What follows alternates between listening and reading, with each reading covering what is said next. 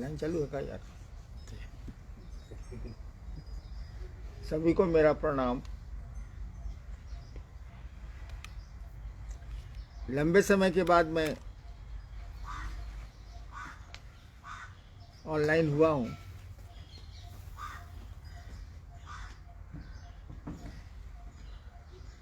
अभी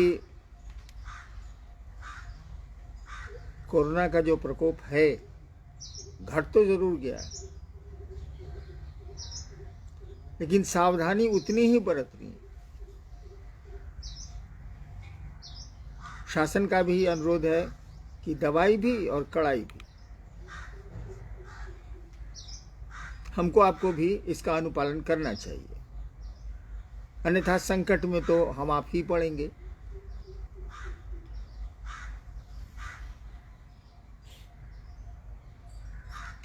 अब आ गई शिवरात्रि, फिर आएगी होली। पर्व त्योहार आते ही रहते हैं। शिवरात्रि में मैंने लोगों से अनुरोध किया है कि अपने घरों में शिव की पूजा करें, करनी भी चाहिए पूजा, लेकिन मजमा नहीं लगाएं। घर के लोग रहेंगे 15-20 आदमी में कोई दिक्कत नहीं है, आप तो सामाजिक दूरी बनाएं, मास्क पहने और पूजा करें। और जब घर के लोग बैठेंगे तो माइक की कोई जरूरत नहीं। 50 आदमी 30 आदमी में तो माइक की जरूरत नहीं है। इसका ध्यान रखा जाए। अभी भीड़ इकट्ठा करना हमारे आपके लिए अच्छा नहीं है। असुविधाएं हो सकती हैं, परेशानियां हो सकती हैं। सरकार भी ऐसा ही कह रही है। शिव की बारात जो निकलती थी देवघर और रांची, सब जगह बंद है। सरकार ने बंद किया है इसके लिए नहीं कि बंद करना है, इसलिए किया है कि आम जनता को, हमको, आपको दिक्कत नहीं हो, कठिनाई नहीं हो। जहां तक चर्चा का प्रश्न है, चर्चा का सवाल है, साप्ताहिक चर्चाएं चालू कर दी गई, लेकिन अन्य चर्चाओं पर अभी भी रोक है। साप्ताहिक चर्चा में अगर 20-25 लोग रहते हैं, सप्ताह में जो चर्चा होती है जहां तक 20-25 लोग रहते हैं, सामाजिक दूरी बनाते हैं और मास्क पहनते हैं, तो इसकी अनुमति है। लेकिन साप्ताहिक चर्चा के बहाने अन्य चर्चाओं की अनुमति नहीं है। इसलिए नहीं है कि दोनों चर्चाओं में कोई अंतर है, अंतर कुछ नहीं है, मात्र भीड़ का सवाल है, ज्यादा संख्या का सवाल है। संख्या बढ़ेगी तो हमको आपको होगी असुविधा। इसलिए मेरा अनुरोध होगा आप लोगों से, है भी, कि अभी कोरोना से भय की जरूरत है। लड़े हम जो जरूर, सुरक्षा तो करेंगे ना। तो सुरक्षा के ख्याल से, कोरोना से बचने के ख्याल से ये अभी तक हम लोगों ने रखा है कि हम लोग अभी मजमा नहीं लगाएं, भीड़ इकट्ठी नहीं करें, कोई सांस्कृतिक कार्यक्रम नहीं करें, उचित नहीं होगा। वैसे भी माइक जब लगाएंगे आप, तो कानून तो कहता है कि प्रशासन से आपको अनुमति लेनी, और इसकी जरूरत भी नहीं है। अब 30 आदमी 40 आदमी माइक क्यों लगाया जाए, लाउड स्पीकर क्यों लगाया जाए? चलिए देखते हैं, सवाल बहुत आए हैं, कुछ का उत्तर कोशिश करते हैं हम लोग दे पाए।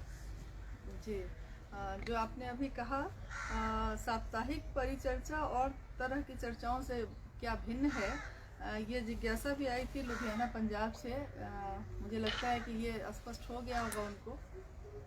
तो हम लोग आगे में है कि आपकी लिखी हुई एक पुस्तक आओ चलें शिव की ओर, जिसका विमोचन अभी 16 फरवरी को हुआ और बहुत सारे लोगों को मिला है और मिलता जा रहा है। ये आपके 40 वर्षों की आध्यात्मिक यात्रा का निचोड़ है ये पुस्तक। उसकी कुछ पंक्तियां ऐसी हैं जिसको पढ़ के लोगों ने अपनी जिज्ञासाएं भेजी हैं, जिसमें एक जिज्ञासा आई है कि आओ चले शिव की ओर में लिखा हुआ है कि व्यक्ति के मन में शिव को अपना गुरु मानने का संकल्प यदि लंबे समय तक स्थिर रहता है तो किसी बाह्य साधन की कोई आवश्यकता नहीं है। कृपया समझाने का प्रयास करें। जिज्ञासा सुनिए आपने। आओ चलें शिव की ओर। पुस्तक की पंक्ति है कि अगर यदि लंबे समय तक शिव को गुरु मानने का संकल्प स्थिर रहता है, माने हमारे आपके मन में रहता है, तो किसी बाह्य साधन की जरूरत नहीं। क्यों? खेला मन का है, शरीर का नहीं है। कोई भी संबंध मन बनाता है वो धरती पर बनाए या शिव से बनाए या देवताओं से बनाए।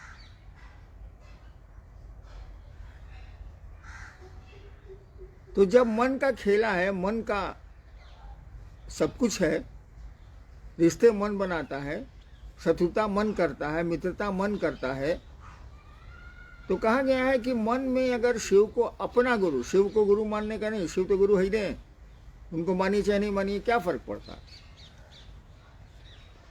अपना गुरु मानने का संकल्प अगर स्थिर रहता है तो किसी बाह्य साधन की जरूरत नहीं। वो 3 सूत्र भी आप सुनते हैं, या किसी काम को करने की जरूरत नहीं है अगर आप भूलते नहीं हैं कि शिव आपके गुरु हैं।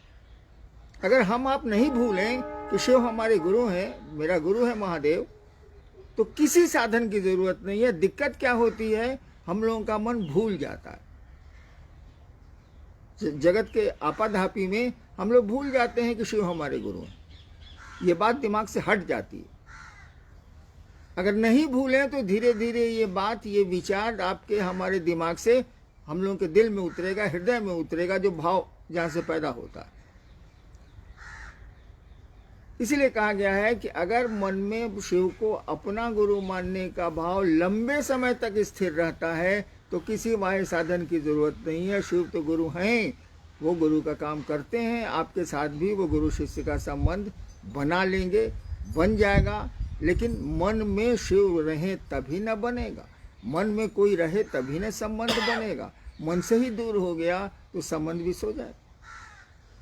नेक्स्ट जी, इसी पुस्तक की एक पंक्ति है जो आपने अपनी अनुभूति में लिखा है कि मेरी स्वानुभूति है कि पीड़ा के क्षणों में शिव की दया का संचार त्वरित हो जाता है और स्वकर्मों से आई विपदा, व्यथा और विपत्तियों का आघात मन से तिरोहित होने लगता है। शायद सभी के साथ ऐसा ही होता है जिनके प्रिय शिव हैं और अथवा जो शिव के प्रिय हैं। तो ये पंक्ति हम लोग समझ नहीं सके कि आपने ऐसा लिखा है कि जिनके प्रिय शिव हैं अथवा जो शिव के प्रिय हैं, इसका क्या अर्थ हुआ? आप क्या कहना चाहते हैं? मैंने लिखा है, आओ चले शिव की ओर में। अच्छा एक बात बताइए आप लोग कि लेखक से काहे पूछते हैं?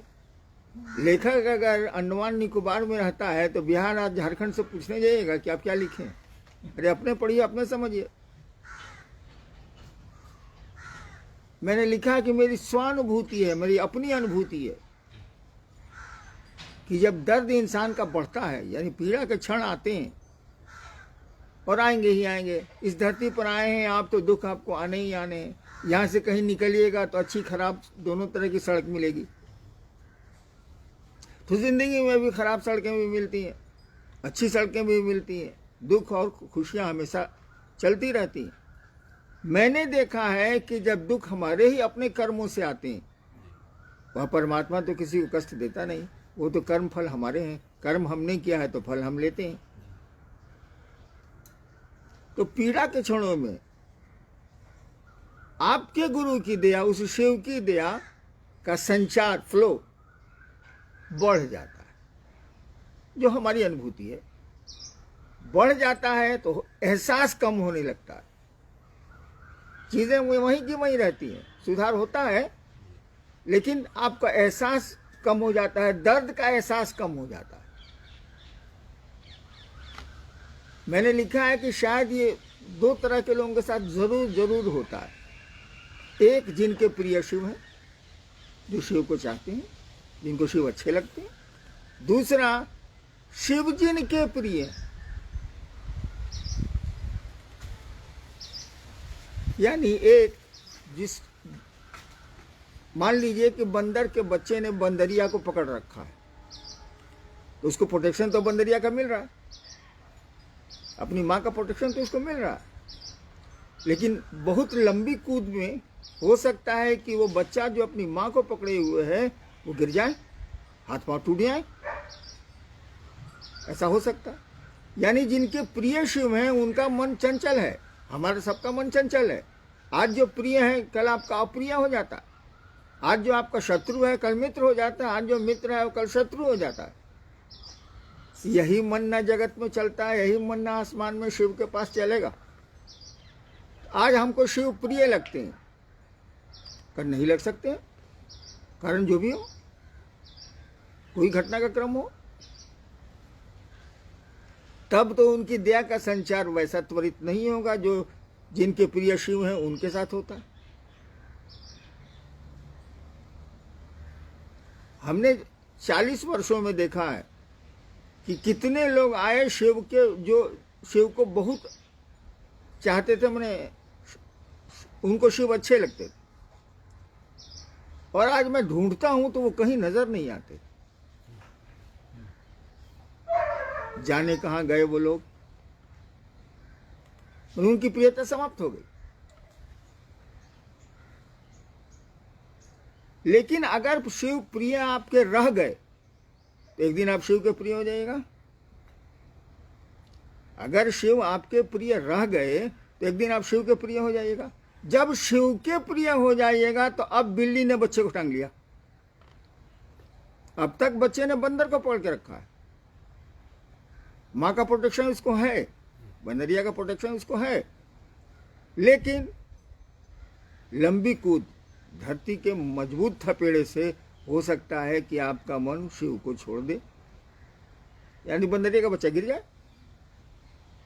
लेकिन अब बिल्ली ने ही अपने बच्चे को पकड़ लिया है, यानी महादेव के ही आप प्रिय हो गए, तब तो छूटने का सवाल नहीं। बिल्ली ने ही पकड़ लिया है तब बच्चा कैसे छूटेगा? वो कोई क्या करेगा, बिल्ली कूदेगी जोर से तो मुंह जोर से पकड़ेगी बच्चे को तो कोई से करेगा, लेकिन गिरेगा नहीं। वही मैंने लिखा है कि जिनके प्रिय शिव हों अथवा शिव जो शिव के प्रिय हैं, यानी शिव ही जिनको चाहते हैं, यानी वो बिल्ली का बच्चा हो गया, उन्हें गिरेगा। और इसीलिए आपने देखा होगा जो शिव के से पहले खूब चले, उनके साथ लोग चले, उन्हीं को गुरु मान लिया, कहे कि वो झूठा गुरु बना हुआ है, शिव का शिष्य है, अपने चेला है, गुरु बन गया। उसका मन शिव को छोड़ दिया।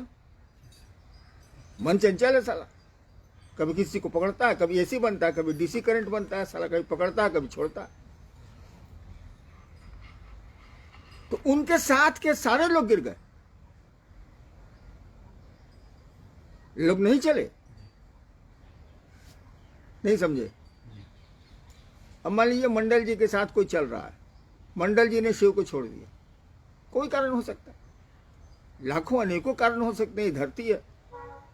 अब मंडल जी को अपना अगुआ मानने वाला वो भी गिरेगा, उसके भी शिव छूटे, इनके तो छूटे ही छूटे, हम तो डूबे हैं सनम, तुमको भी ले। वही हम कह रहे हैं कि जिनके प्रिय शिव हैं उन डालियों को मत पकड़ो, ये सूख सकती हैं, सूखी हैं हम लोगों की नज़रों के सामने।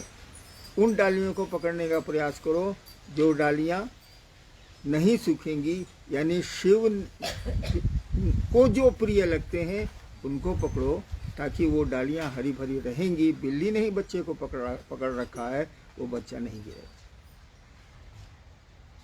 बस ये कौन सी आदत है, कोई किसी ने किताब लिख दी, अब लेखक मुआए जा रहे हैं। ससुरा लेखक क्या करेगा, जो हमने 40 साल में शिव को समझा और दुनिया को समझा, लिख दिया। अब 73 साल का हो गया, अब दुनिया से जाना है इसीलिए लिख दिया, और समय नहीं मिला था, लॉकडाउन में मिल गया तो लिख दिया। चलिए,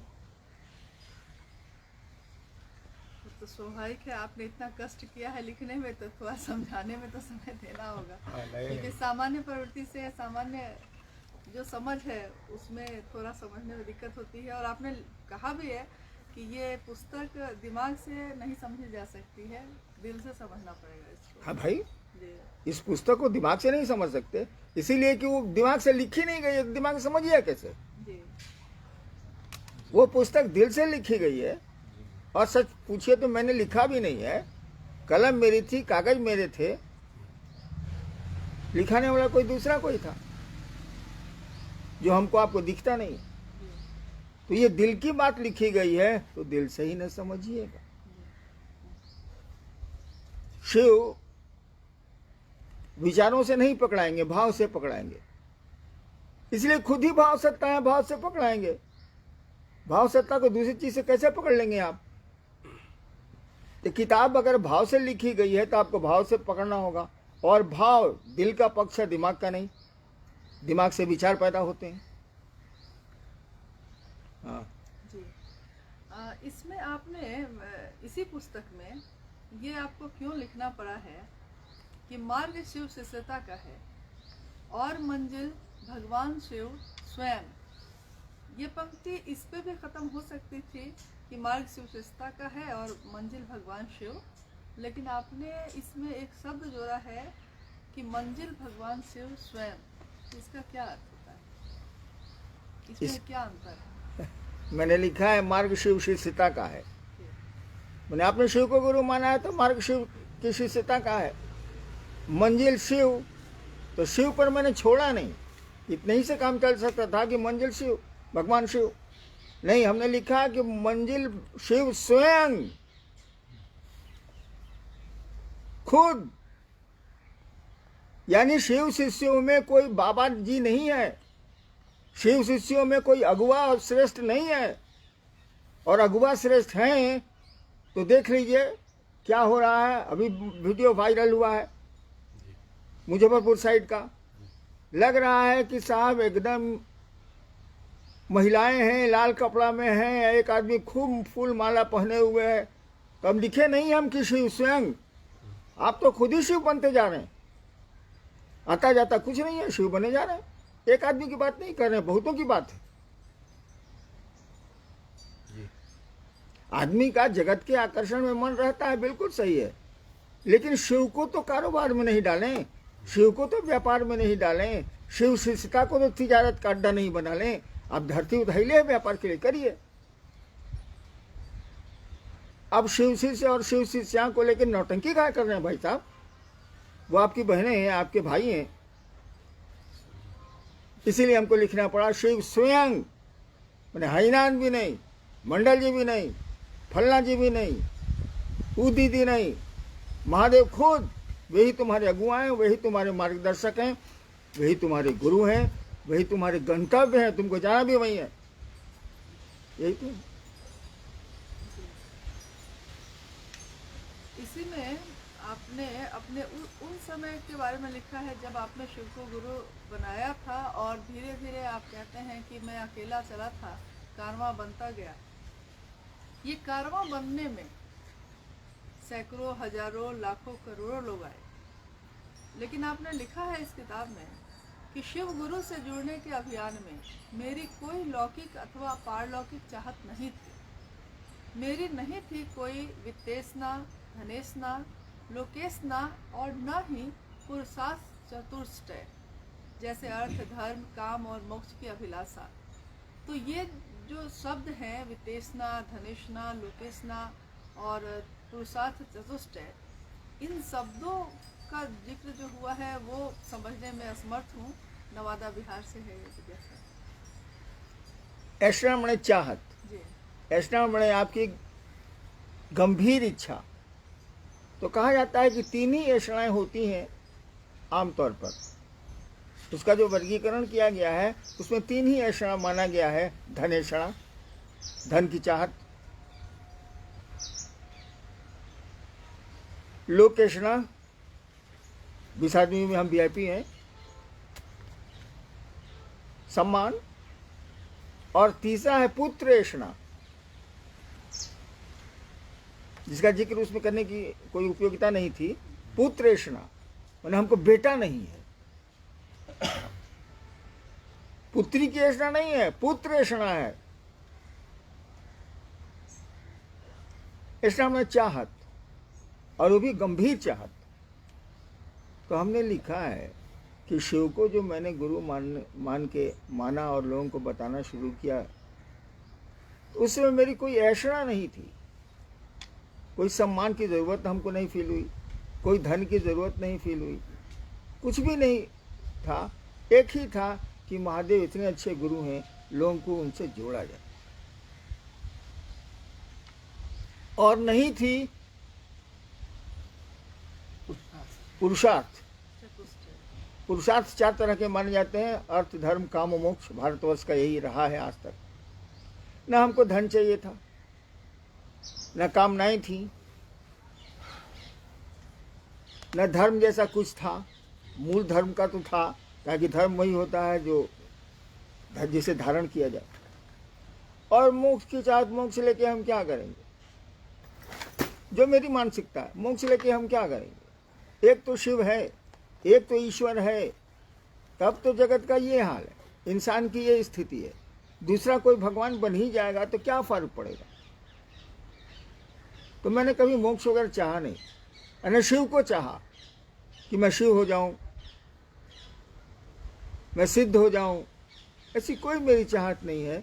बस इतनी ही चाहत है कि आपकी चेतना का अभ्युदय हो, आपकी चेतना शिव की चेतना बने, आप अपनी संकीर्णताओं से, छोटी छोटी चीज़ों से ऊपर उठें, शिव जैसा बने आप। शरीर तो बनेगा नहीं, मन ही बनेगा ना। मन ही शैतान होता, मन ही शिव होता। इसलिए मैंने लिखा है, कोई जगत की आकांक्षा मुझको नहीं थी, ऐसा नहीं थी।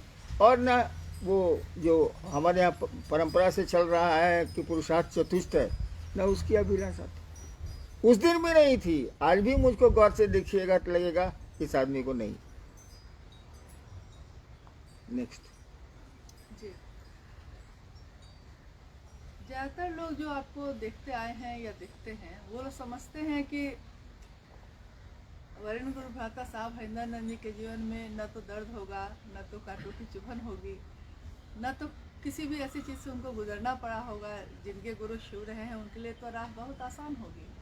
लेकिन आपने इस किताब में लिखा है कि मेरी आदत नहीं है कि मैं तालाब के कीचड़ पर ध्यान दूँ, वह आकर्षित भी नहीं करता, लुभावने तो कमल लगते हैं। शिव की शिष्यता की बगिया में फूल खिले हैं, किंतु जागतिक षड्यंत्र, आक्रांति, अपमान और अपशब्द के कांटों की चुभन का दर्द भी है। तो ये थोड़ा आश्चर्य लगता है कि क्या आपको इन सारी चीज़ों से गुजरना पड़ा, और इसका क्या अर्थ है इन शब्दों में? देखिए, जब भी कोई योनिगत होता है, यानी जब भी कोई पैदा होता है इस जगत में, तो उसके अपने कर्म जो कर चुका होता है या करता है, उसके फल उसको मिलेंगे। तो इसमें अच्छे कर्म भी हैं, हो सकता है गलत भी हो। तो जब जीवन में आता है, जातक जब आता है, तो ऐसा मत समझिएगा उसको जिंदगी में अच्छी सड़कें ही मिलेगी।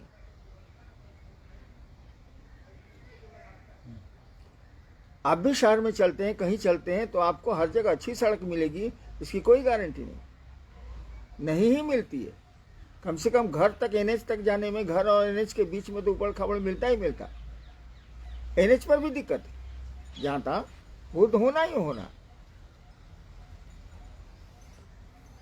तो जीवन में तो मिलेगा। मेरे पिता भी क्लास 1 अफसर थे, बाद में शिक्षा विभाग के बिहार के निदेशक भी हुए, डायरेक्टर भी हुए।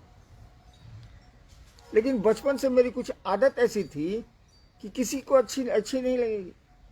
अब बच्चे से मसान में मैं रह रहा हूँ, अफसर का बेटा हूँ, शमशान में रह रहा हूँ। आप धरती में फंसे हुए हैं, मैं महादेव महादेव कर रहा हूँ, तो आपको तो अपने अनुरूप कोई हरिनाम मिल नहीं रहे, तो हमको तंग कीजिएगा। आपको चाहिए पैसा, हमको नहीं चाहिए। मैं क्या करूँगा पैसे? मरूंगा कि पैसे इकट्ठा करूँगा? तो जिसको पैसा चाहिए, अगर वो मेरे साथ रहता है, तब तो वो मेरा शत्रु, वो हमको अपना शत्रु समझ रहा। नहीं क्लियर हो रहा है? शत्रु समझेगा। आपकी चाहत दूसरी है, मेरी चाहत दूसरी है, तो टकराव तो होना ही होना है। तो टकराहट होती रही, तो मुझ पर आक्रमण भी होते रहे। अटैक, अक्रांति मन आक्रमण, अब शब्द गालियां भी दी गई। और क्या है जी? अब शब्द के कांटों की चुभन नहीं, और शब्द भी है उसमें। जी, आक्रांति, अपमान। अपमान, जी, आपके मन के लायक नहीं हम होंगे तो आप अपमानित करिएगा ना हमको। तो जब तक मैं सरकार में था, शासन में था, हमको अपमानित करने का आपको मौका नहीं मिला, साहस नहीं हुआ। जब नौकरी छूटी तब मौका मिल गया कि वो इस साला बूढ़ा हो गया, इसको अब तंग करो, तो चारों बल से भाला मारने लगे लोग। बचपन में भी पिता के मन से नहीं चला मैं, कोई चाहेगा पढ़ता लिखता नहीं है, यही करता है। तो गलती मेरी है, गलती लोगों की नहीं है। हर एक आदमी अपने मन से चलता है भैया, आपके मन से क्यों चलेगा वो? उसको पैसा चाहिए, उसको सुविधा चाहिए। और मैं तो भाई जमीन पर सोने वाला आदमी, कुर्सी दे दीजिए बैठ जाऊंगा, जमीन पर नहीं दीजिए जमीन पर बैठूंगा। लेकिन आप तो जमीन पर बैठने पर आपको खराब लगता है, तो मैं कुर्सी नहीं दूंगा तो आपको खराब लगेगा। एक आदमी बैठा हुआ था, 20-25 आदमी बैठे हुए थे, चाय आई, अब चाय देने वाले ने एक आदमी को चाय छोड़ दी, भूल गया वो, उस आदमी ने मांगा नहीं। ये घटना 22 साल पुरानी है, उसके बाद वो आदमी नजर नहीं आया। हमने खबर भी भिजवाई उसको, तो कहा कि नहीं हमको चाय उनके नहीं मिली, हम नहीं जाने। इस मानसिकता से आप जीते, हम जीते। तो इस मानसिकता का जो आदमी रहेगा वो आपको कैसे लाइक करेगा भैया? वो कह रहा है सिनेमा हॉल में चलो, आप कह रहे हैं जा रहे हैं मसान।